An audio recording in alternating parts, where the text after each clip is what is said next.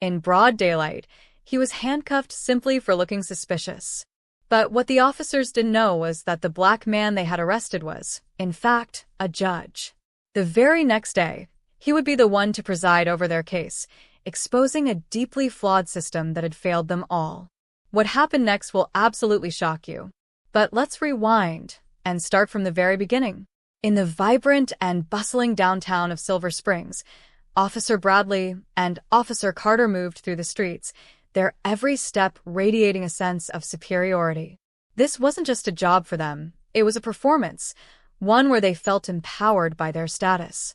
Known for targeting individuals they deemed suspicious, their reputation was something the locals couldn't ignore. Whispers about their tactics filled the air, but few dared to challenge them. On this particular day, their attention was drawn to a man who, by their standards, didn't quite fit. Martin Green, a middle-aged black man, stepped out of a sleek, black sedan that was parked near City Hall. He wore a sharp navy suit, a pocket square neatly tucked in, and polished leather shoes that spoke of both success and professionalism. In his hand was a well-worn leather briefcase, a clear symbol of his years of hard work. With every step he took, Martin exuded confidence, his calm pace suggesting a man with a clear sense of purpose. But to Officers Bradley and Carter, this polished man with a composed demeanor didn't represent success or respectability. No, to them, he was a red flag.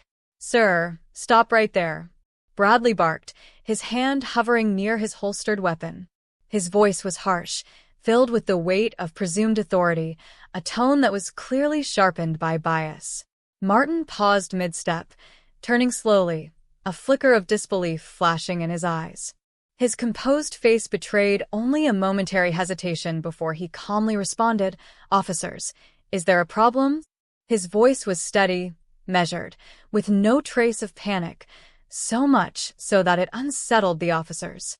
"We've had reports of a vehicle matching yours being involved in a theft nearby," Carter said, his tone dripping with fake concern. It was a baseless accusation, plucked from thin air, but the officers were clearly rattled by Martin's composed presence. It only seemed to provoke them further. Martin raised an eyebrow, his voice unwavering as he responded, "That's a serious accusation. May I see the report?" Bradley's jaw tightened in annoyance, irritation flashing across his face. "Hands where I can see them. You're under arrest for obstruction of justice," he snapped, escalating the situation without cause. Onlookers froze, their faces a mix of shock and disbelief. Several phones were pulled out, recording the unfolding incident. Martin didn't resist. His movements were deliberate, and as the cold metal of the cuffs snapped around his wrists, he spoke, his voice firm and quiet, "You're making a grave mistake." But the officers only responded with mocking laughter, completely oblivious to the storm they had just set in motion. Inside the precinct, Martin Green sat in a holding cell, his composed demeanor in stark contrast to the chaos and hostility around him. Officers Bradley and Carter, bolstered by the false sense of power that their badges gave them, found every opportunity to mock his silence. "Think he's some kind of big shot?" Bradley sneered, a cruel smile playing on his lips.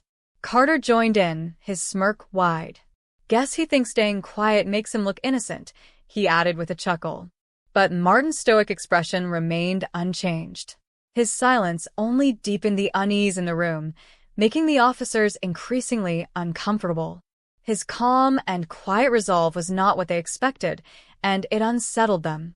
The more they mocked him, the more it seemed to reveal their own insecurity and the unjust nature of their actions. Requests to make a phone call were swiftly ignored, dismissed without even a second thought.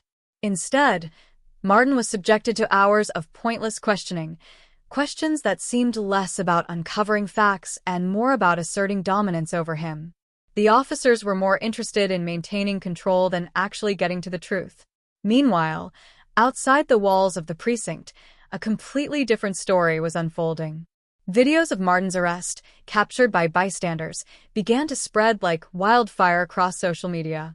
These clips painted a picture of every injustice, the baseless accusations, the aggressive treatment of Martin, and his dignified compliance in the face of it all. As the videos made their way online, Outrage grew, and the public was left reeling. Activists and community leaders quickly rallied, denouncing the blatant racial profiling that had taken place. News anchors on TV debated the footage, questioning the officers' motives and raising doubts about their conduct. Soon, hashtags demanding justice began trending, further fueling the fire. Unaware of the storm brewing outside, Bradley and Carter continued to celebrate what they saw as their success. To them, Martin was just another statistic, another arrest to pad their numbers. The notion that they had detained someone of importance never even crossed their minds. Inside the holding cell, Martin sat in quiet defiance as the officers' mockery and ignorance seemed to grow louder. But after hours of being kept in silence, Martin finally broke his voice, calm but full of quiet authority, cut through the air as he addressed the sergeant on duty. "I need to contact my office," he said. "I have court tomorrow." The sergeant, clearly uninterested, smirked as he leaned against his desk. "Court? What? You plan to defend yourself in front of a judge?" Martin's gaze never wavered. "No. I am the judge." The sergeant's smirk disappeared instantly, his face draining of color as he realized the gravity of the situation. The room fell silent, the only sound now the frantic clattering of a keyboard as the sergeant hurriedly searched the database. A few moments later, the truth appeared on the screen. Martin Green, Justice of the Peace, presiding judge at Silver Springs Municipal Court. The realization hit the officers hard, and panic began to spread quickly throughout the precinct.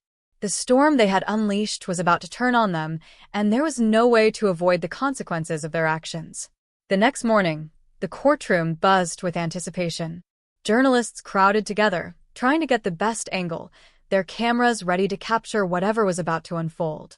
Community members, many of whom had watched the video of Martin's arrest go viral, packed the gallery. Their faces reflected a mix of outrage and curiosity. The tension was palpable as the minutes ticked by, each one closer to the start of the hearing. When Martin Green entered the courtroom, a hush fell over the room. Dressed in his judicial robe, he walked in with the same calm, measured confidence he had exhibited throughout the entire ordeal. His presence demanded respect, and there was no mistaking who held the power in this room now. No longer was he the man in handcuffs. Martin Green stood tall as the presiding judge, his authority unquestionable. As he took his seat at the bench, his eyes swept across the room, lingering for a moment on the two officers who had arrested him just the day before, Officers Bradley and Carter. They entered the courtroom moments later, their usual bravado completely gone. Their faces were pale, their eyes darting nervously around the room, avoiding the gazes of the audience and the piercing stare of the man they had once humiliated. Officers Bradley and Carter. Martin's voice rang out, firm and resolute, breaking the tense silence. "You stand accused of racial profiling, unlawful arrest, and abuse of power. Do you have anything to say in your defense?" The officers fumbled for words, their responses disjointed and feeble. They attempted to justify their actions, offering weak excuses, claiming they were simply following protocol, that they were acting on a report. But their excuses quickly crumbled under the weight of the undeniable evidence. Their defense had no substance, and the truth was about to come crashing down. The weight of evidence in the courtroom was undeniable. The viral videos of Martin's arrest showed his composed demeanor, which sharply contrasted with the aggression displayed by the officers. Witnesses came forward, providing testimonies that detailed the fabricated accusations and the excessive use of force. Then there was Martin's impeccable record, a justice of the peace with years of devoted service to the community. His reputation was solid, and his conduct throughout the proceedings remained unwavering. As he presided over the hearing with professionalism, a fire burned in his eyes, a clear sign of his deeper resolve to see justice served.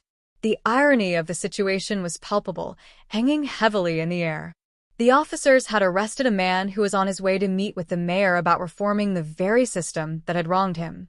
They had become the living embodiment of the systemic issues Martin was striving to address.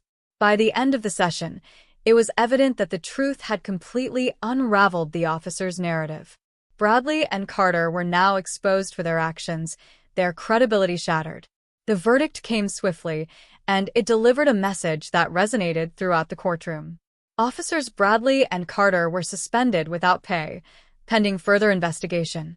Their reckless actions and blatant racial profiling could no longer be treated as internal matters. They were now subjects of public outrage. The police chief, visibly strained by the scandal, was forced to issue a public apology. He acknowledged that the department had failed not only Martin Green but the entire community. However, no amount of remorse could undo the damage done to the department's reputation, now forever tainted as a symbol of systemic racism. For Martin, the ordeal marked a pivotal turning point, not just personally, but for the community he had faithfully served for so long. Rather than allowing bitterness to take root, Martin channeled his experience into positive action. With his judicial platform and newfound public support, he spearheaded a bold initiative aimed at reforming the local police force. Working tirelessly alongside city officials, Martin helped develop mandatory training programs focused on dismantling racial bias, fostering community engagement, and rebuilding the fractured trust between law enforcement and the citizens they were meant to serve and protect. The story of Martin Green, a respected judge who had been wrongfully arrested by the very system he represented, resonated deeply with the community. The protests calling for accountability quickly spread across the city, with citizens of all races and backgrounds coming together in a show of solidarity. The incident sparked statewide policy reforms, including the implementation of stricter accountability measures for officers and the creation of independent oversight committees to investigate misconduct within the police force. Months passed, and as the dust began to settle, Martin found himself standing on the steps of City Hall. It was a rare moment of quiet reflection. Below him, a diverse group of police recruits, each one selected under the new reforms, filed into the academy. Their faces were filled with determination and hope for a future where law enforcement operated with fairness and respect for all. As Martin watched them, a faint smile tugged at the corners of his lips. His optimism was cautious, but it was there. Despite the scars left by the injustice he had faced, he allowed himself to believe that change was possible. One day, he thought, justice wouldn't be an uphill battle. It would be a given, a solid foundation upon which society could stand, unwavering and fair. For now, however, Martin remained steadfast in his mission. He knew the fight was far from over, but he also knew that progress, no matter how incremental, was worth every step.